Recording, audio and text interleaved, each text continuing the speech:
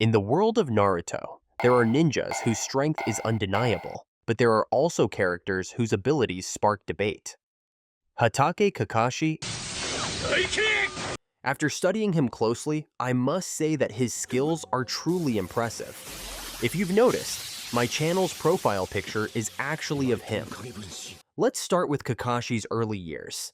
Even as a child, he proved to be a rare genius in the Hidden Leaf Village. This isn't an exaggeration when you look at his achievements. He graduated from the Ninja Academy at the age of 5 and became a Chūnin at just 6. These accomplishments alone show his extraordinary talent, even before he had the Sharingan. Kakashi became a Jounin at the age of 12, earlier than his teammates Obito and Rin. At that point, he was already leading missions and taking on the responsibilities of a Jounin, filling in for Minato as team leader. At such a young age, he created the Chidori, a jutsu that plays a significant role in the series. I have to say, it's incredibly rare for such a young ninja to develop a powerful jutsu like that.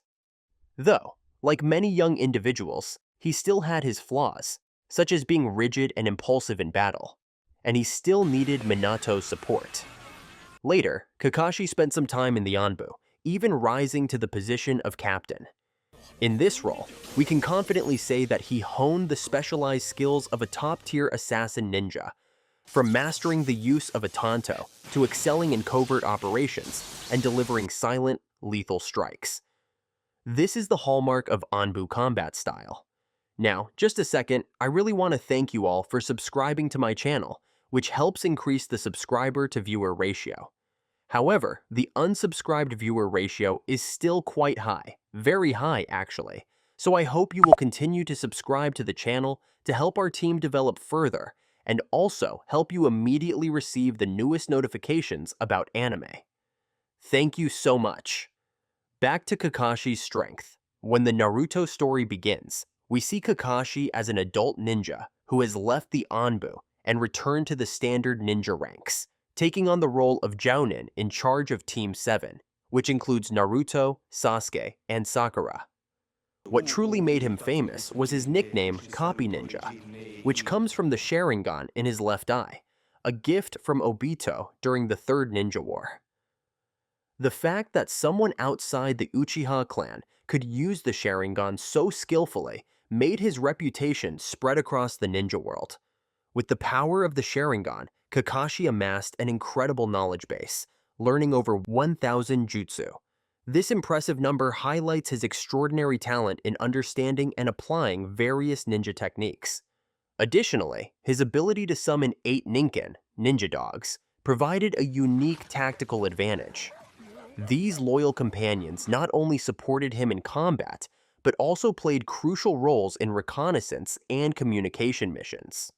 When discussing Kakashi's strength at the beginning of the series, we can't overlook one notable weakness: his relatively limited chakra reserves. At that time, he mentioned that his chakra was only about a quarter of Naruto's. This naturally limited his use of chakra-intensive jutsu like Chidori. However, this didn't make him a weak ninja, as he knew how to use this jutsu at the right moments and had a diverse range of strategies. The battle with Zabuza early in the series is a perfect example of this. It was also the first serious fight for Team 7, facing a ninja from the Hidden Mist Village known for its powerful water-style techniques. Kakashi demonstrated his skill in copying and countering. Even when Zabuza used mist to neutralize the Sharingan, Kakashi was able to leverage his strengths by using his Ninken to pinpoint Zabuza's location and restrict his movements.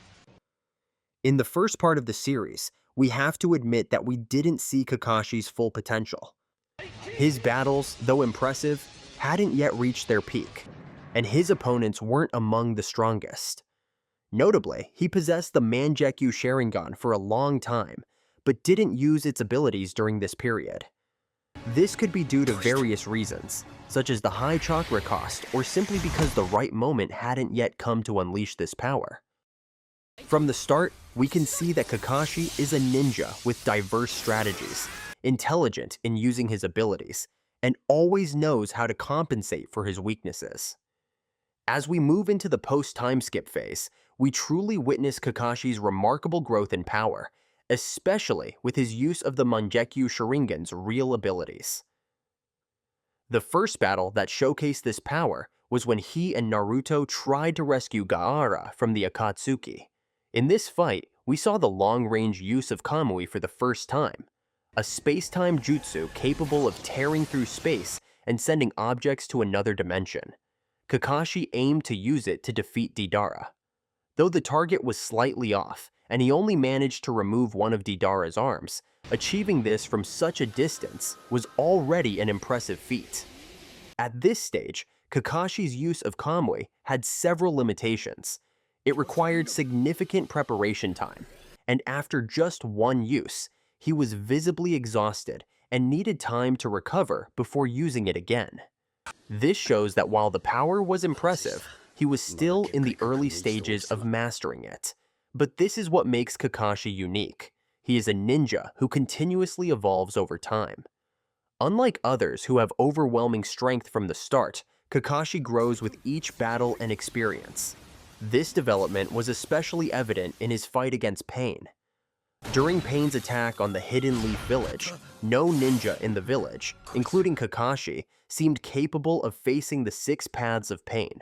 However, he performed admirably. Particularly impressive was his direct confrontation with the Deva Path, the strongest of Pain's paths, alongside the Asura Path. In this battle, we witnessed the perfect combination of Kakashi's experience, intelligence, and strength. When he couldn't defeat the Deva Path by cornering him and finishing him with Raikiri, he quickly analyzed both the strengths and weaknesses of his opponent to come up with a new strategy.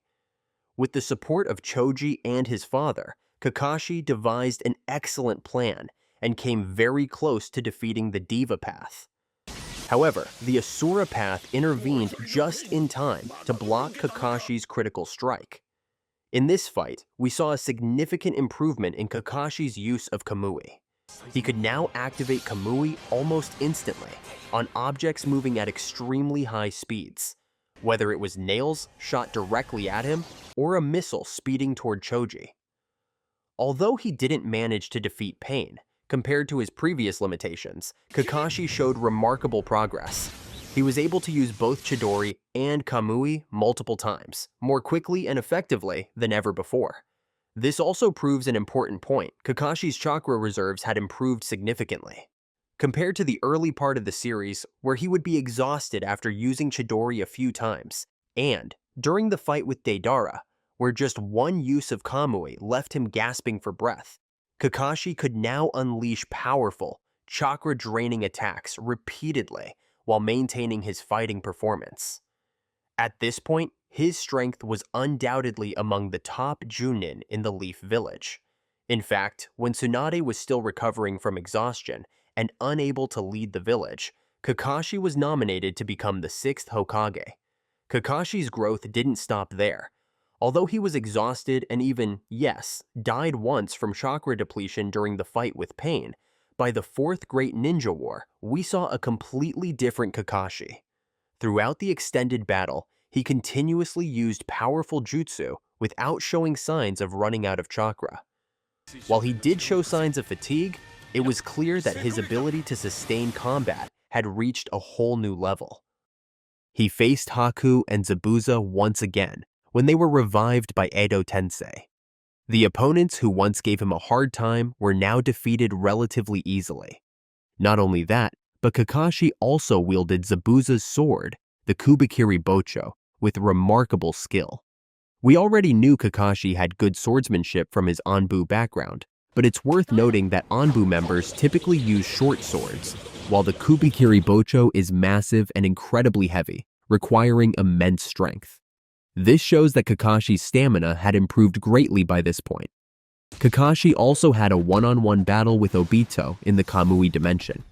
In a fight where neither of them used Kamui, both displayed an evenly matched performance in both taijutsu and ninjutsu. This was particularly impressive when you consider that Obito was a member of the Uchiha clan and one of the strongest villains in the series. Although Kakashi sustained an injury from one of Obito's attacks, he ultimately emerged victorious. Let's talk about the moment Kakashi reached the peak of his power, the moment he obtained both Sharingan eyes. This pivotal moment came from an unexpected turn of events, when Obito, after realizing his mistakes and switching sides to join Naruto, decided to give Kakashi both his eyes before he truly passed away. In reality, Obito didn't just give Kakashi the Sharingan eyes. As someone who had received the power of the Six Paths, Obito also transferred the Six Paths chakra to Kakashi, making him a unique case in the ninja world, the only person to access Six Paths power without divine origins. This event elevated Kakashi to a whole new level, with strength not only on par with, but potentially surpassing that of KJ level. With this new power, Kakashi's abilities became truly astonishing. He could summon a fully formed Susanoo, a feat that only Uchiha with 2 Mangekyo Sharingan could achieve. And he did this even when he wasn't yet used to having both of the eyes.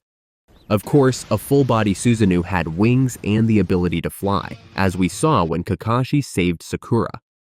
Additionally, Kakashi could now use close-range Kamui, the signature technique of Obito, which allowed him to phase through attacks as if they passed through an intangible body. Kakashi could also combine his techniques within the Susanoo state. He could create Kamui Shuriken, a unique technique capable of warping any object or enemy it touched into another dimension. This technique was executed with incredible speed and precision, making it a formidable weapon. Moreover, he could use Kamui Raikiri, demonstrated by his clean strike against Kaguya, a truly impressive move. The Six Paths power not only enhanced the abilities of his eyes, but also significantly boosted Kakashi's overall speed and strength. He could easily keep up with the pace of the final battle alongside Naruto and Sasuke, continuously using chakra-intensive techniques like Raikiri and Kamui without any signs of struggle. It's safe to say this was the strongest version of Kakashi we have ever seen. Kakashi's ultimate power with both Sharingan eyes only lasted for 2 short chapters before the Sharingan expired and followed Obito. This led to an interesting question within the community. Is a Kakashi without Sharingan still worthy of being Hokage? The answer is yes.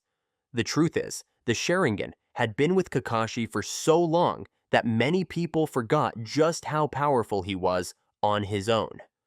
Let's take another look at his impressive abilities. Even in the first part of the series, Kakashi could open one of the 8 gates, a feat that is challenging for any ninja. His physical strength was also remarkable, as shown when he broke one of Pain's chakra rods with one hand, a clear display of his sheer power. Even without the Sharingan, we can't overlook his deep knowledge and mastery of ninjutsu. Kakashi excelled in many different types of jutsu, especially elemental techniques. In Earth style, we saw incredibly clever and creative applications.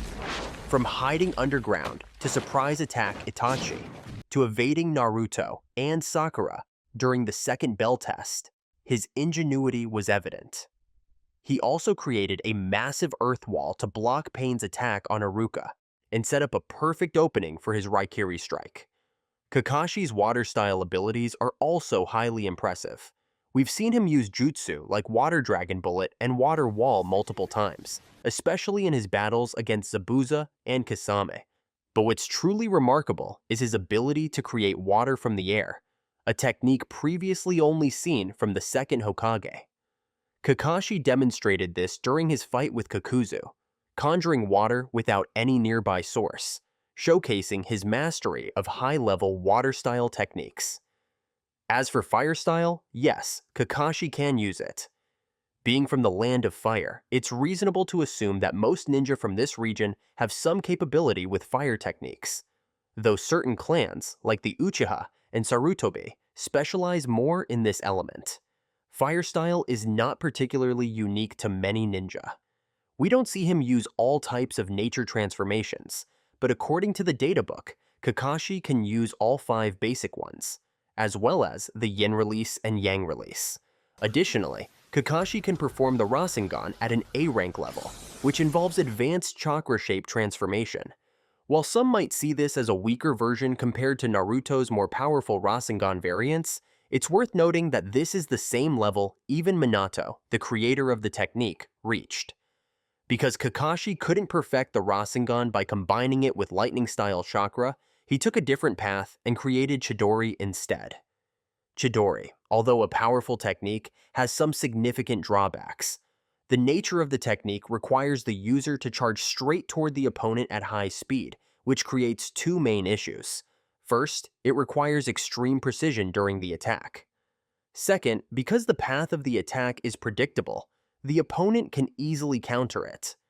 The Sharingan helped overcome these weaknesses, allowing the user to read and react to the opponent's movements in real time.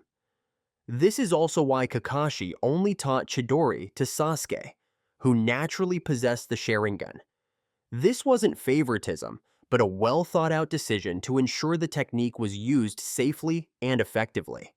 Chidori was even used more frequently than Rasengan, as both Kakashi and Sasuke spammed it continuously in almost every battle they fought. It also had many variations, such as Raikiri and Chidori Spear. After losing the Sharingan, Kakashi was still able to adapt and continue using Chidori. Instead of abandoning his mastery of lightning style, he developed a new variant, Lightning Release, Purple Electricity. This technique showed an incredible evolution of the original Chidori. The user can focus lightning into their hand and unleash lightning-fast strikes, similar to the lightning cutter. Not only that, but Kakashi could also spread purple lightning around his body, creating a multi-directional attack similar to Chidori current. The development of this technique didn't stop with Kakashi. Later, under Sasuke's guidance in Uchiha-style swordsmanship, Boruto learned to transfer purple electricity into his sword, creating an effect similar to Chidori katana. This shows the far-reaching influence of the innovations Kakashi introduced in lightning-style ninjutsu. And there is one aspect of Kakashi's strength that I haven't really mentioned from the beginning of this video. Can you guess what it is? It's his intelligence. Kakashi isn't just strong because of raw power, but also because of his ability to observe, analyze, and devise strategies. Kakashi often uses body replacement technique and clone-based techniques as a central part of his tactics. This approach allows him to stay safe while still observing and analyzing his opponent's abilities. Even without using his distraction and decoy techniques, Kakashi always maintains a high level of alertness to any unusual changes. He has a special ability to come up with hypotheses about the causes of strange phenomena and take advantage of them if they are proven to be correct, which happens frequently. This is not luck, but the result of sharp situational analysis. Once he identifies the weaknesses of his opponent, Kakashi can quickly come up with plans to exploit those weaknesses, while effectively combining the unique skills of each teammate. I'm not kidding. Many people say that Kakashi always wins battles with the help of a small team, and rarely wins solo. But in almost every battle, the one who understands the situation and the opponent, and then comes up with the most feasible solutions is Kakashi. Whether it's in his fight with Deidara, Kakuzu, Pain, or even the final battle with Kaguya. His intellect is at least on par with Shikamaru's. Kakashi's strength lies in his ability to fight in coordination, which is somewhat similar to Toburama's style. Kakashi also came up with creative and effective teaching methods. He has the ability to push his students' development to new heights in a short amount of time, like when he taught Naruto how to add wind chakra to Rasengan.